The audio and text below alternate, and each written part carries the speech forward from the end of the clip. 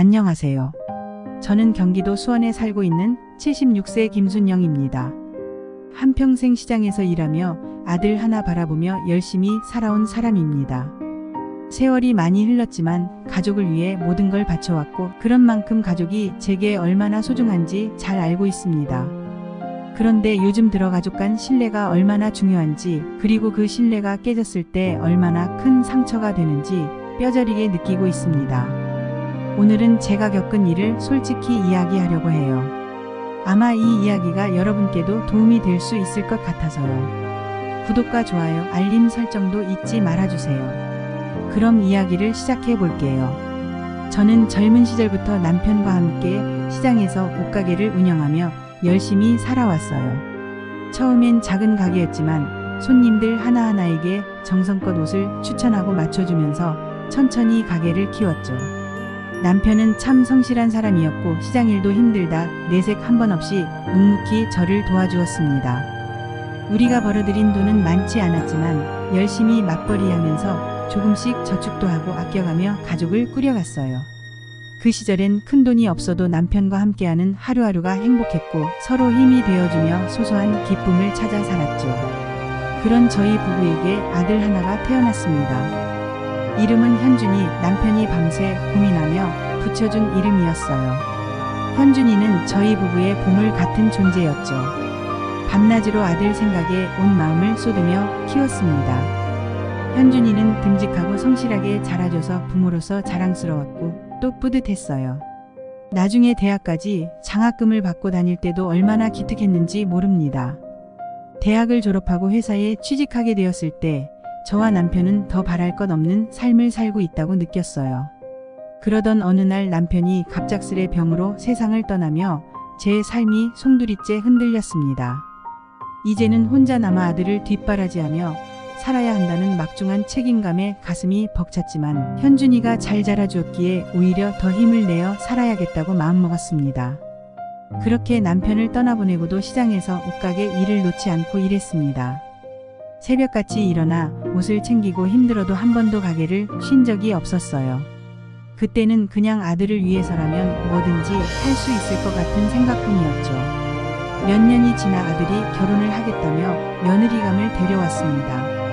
첫 만남에서부터 마음에 쏙 들었어요. 나이가 어리지만 차분하고 공손하게 어른을 대하는 모습이 참 예의 바르더군요.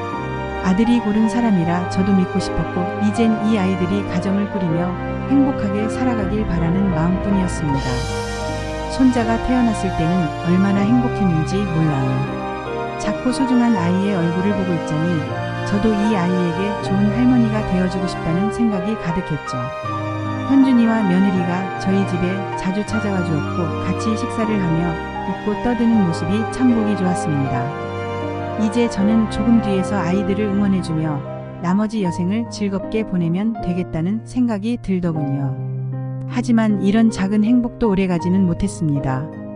어느 날 며느리가 눈에 띄게 어두운 얼굴로 찾아왔어요. 갑자기 무슨 일인가 싶어 걱정스러운 마음으로 이야기를 들어보니 며느리가 참담한 목소리로 고백하더군요. 어머니, 사실 이번에 저희가 집을 담보로 해서 투자를 했는데 생각대로 되지 않아서 집을 잃게 됐어요. 그 말을 듣는 순간 온몸이 굳어버렸습니다. 왜 그랬는지, 어떻게 그런 결정을 했는지 물어보고 싶었지만 이미 결과가 나와버린 상황에서 무슨 말을 할 수 있겠습니까? 며느리는 곧 이어서 아들은 회사 근처 원룸에서 혼자 지내야 할 것 같다며 자신과 손자는 전세 구할 때까지 제 집에서 잠시 지내게 해달라고 부탁했습니다. 솔직히 그 순간 속으로는 참 난감했어요. 며느리와는 평소에 생활 방식도 다르고 말 한마디에도 미묘하게 불편함이 느껴지곤 했거든요. 그런데 아들과 손자까지 포함된 일이라 거절할 수가 없었습니다. 조금만 참자. 잠시 동안이라면 괜찮을 거야 하고 스스로를 다독이며 며느리와 손자를 받아들이게 되었죠. 그렇게 시작된 동거 생활은 제 예상보다 훨씬 복잡하고 어려웠습니다. 사소한 생활 습관 하나하나가 저와 며느리 사이에서 자꾸만 엇갈렸어요. 저는 식사 준비부터 청소까지 세심하게 챙기는 편이었는데 며느리는 바쁘다는 이유로 가끔 설거지나 집안일을 대충 넘기곤 했습니다.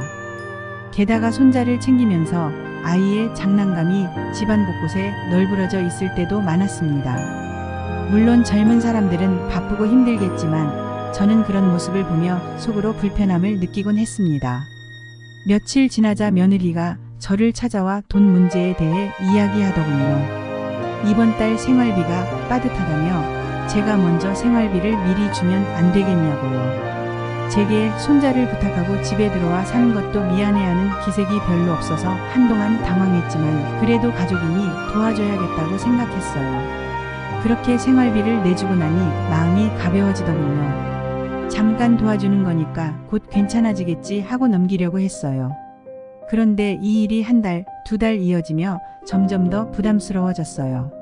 생활비를 받아가는 것이 당연한 일처럼 되어버렸고 며느리가 먼저 손을 내밀 때마다 제 마음이 점점 무거워졌습니다. 그러다 어느 날엔 며느리가 작은 돈이 아닌 좀 큰 돈을 부탁하더군요. 이유는 친구가 작은 가게를 열 예정인데 거기에 돈을 좀 보태주면 나중에 갚겠다고 했어요. 순간 마음이 복잡해졌습니다. 이건 꼭 도와줘야 하나 싶었지만 아들의 미래에 도움이 될까 싶어 돈을 내주었습니다. 그런데 시간이 지나도 며느리가 그 돈에 대해선 말이 없고 가게를 열었다는 소식도 전해지지 않더군요. 설마 잘못된 결정을 한 건 아니겠지 싶었지만 그저 가족이니 믿어보자고 제 스스로를 다독였어요. 그러던 중에 며느리의 돈 요구는 점점 커졌고 저는 결국 평생 모은 예금까지 조금씩 꺼내어야만 했습니다. 그러다 하루는 더 이상 힘들다고 느끼게 되어 며느리에게 조심스럽게 말했습니다. 더는 줄 수가 없다. 이제 그만하자. 그러자 며느리의 얼굴이 갑자기 차갑게 변하더군요. 처음에는 당황한 듯 했지만 이내 입을 다물고 고개를 돌리며 한숨을 내쉬었어요. 그 순간 참 많은 생각이 들었어요. 이게 뭔가 내가 잘못 생각했나 싶으면서도 한편으론 며느리가 가족으로서가 아닌 그냥 돈을 내주는 사람으로만 저를 생각하고 있는 건 아닐까 하는 생각에 가슴이 아팠습니다. 그 후로 며느리는 더 이상 제게 살갑게 굴지 않았습니다. 오히려 점점 더 저를 냉담하게 대하는 것 같았어요. 그러던 중 참 이상한 일이 벌어졌습니다. 제가 자주 쓰던 물건들이 자꾸 사라지기 시작했어요. 처음에는 작은 물건들이었지만 점차 귀중하게 여기던 안경이나 손목시계 같은 물건들까지도 사라졌죠. 순간적으로 이게 무슨 일인가 싶어 혼란스러웠습니다. 처음엔 단순히 제가 나이가 들어 기억을 잘 못하는 건가 싶었는데 잃어버린 물건들이 점점 많아지니 불안해졌어요. 혹시 치매가 온 건 아닐까 하는 생각마저 들었어요.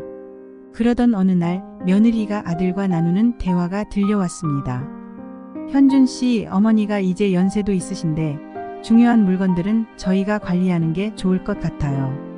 그 말을 들었을 때 가슴이 내려앉았습니다. 가족으로 믿고 받아들였던 며느리가 저를 점점 무시하는 듯한 느낌을 받았어요. 제 물건들마저 자기들 손에 맡기라고 하는 걸 보니 며느리가 저를 치매 환자로 몰아가는 것 같았어요. 하지만 아들에게 섣불리 얘기하기 어려웠습니다. 며칠 후 며느리와 아들이 거실에서 다시 돈과 물건 관리에 대해 논의하고 있었어요. 그때 거실에서 놀고 있던 손자가 장난감을 들고 와서 한마디를 툭 던졌습니다. 엄마, 왜 할머니 물건을 자꾸 숨겨? 그 말을 들은 순간 며느리의 얼굴이 하얗게 질렸습니다. 손자의 무심한 한마디가 제 머릿속을 뒤흔들었죠. 그동안 며느리가 일부러 제 물건을 숨겨놓고 저를 치매로 몰아가려 한 건가 싶어 가슴이 찢어졌습니다. 아들도 그 말을 듣고 며느리에게 다그쳤죠. 정말 어머니 물건을 일부러 숨긴 거야? 그제야 며느리는 조용히 고개를 떨구더니 사실을 인정할 수밖에 없었습니다. 그 자리에서 아들은 저에게 눈물을 글썽이며 사과했습니다. 어머니, 정말 죄송합니다. 제가 미처 어머니 마음을 헤아리지 못했습니다. 아들의 진심 어린 사과에 그동안 쌓였던 서운함과 억울함이 눈물로 흘러내렸습니다. 결국 며느리는 자신의 잘못을 인정하고 집을 잠시 떠나게 있게 되었습니다. 아들은 스스로의 부족함을 깨닫고 한동안 저를 자주 찾아와 안부를 챙기며 미안함을 표현했습니다. 시간이 흐르면서 저는 조금씩 마음의 평화를 찾아갔어요. 지금은 텃밭에서 작은 채소들을 가꾸며 소소한 행복을 찾아가고 있습니다. 가족 간의 신뢰가 깨지면 아무리 가까운 사이도 상처가 될 수 있다는 걸 절실히 깨달았어요. 여러분도 가족과의 신뢰를 꼭 지키시길 바랄게요. 저의 이야기가 도움이 되셨다면 댓글로 여러분의 생각도 나눠주세요. 구독과 좋아요 부탁드리며 오늘 이야기를 마칩니다. 감사합니다.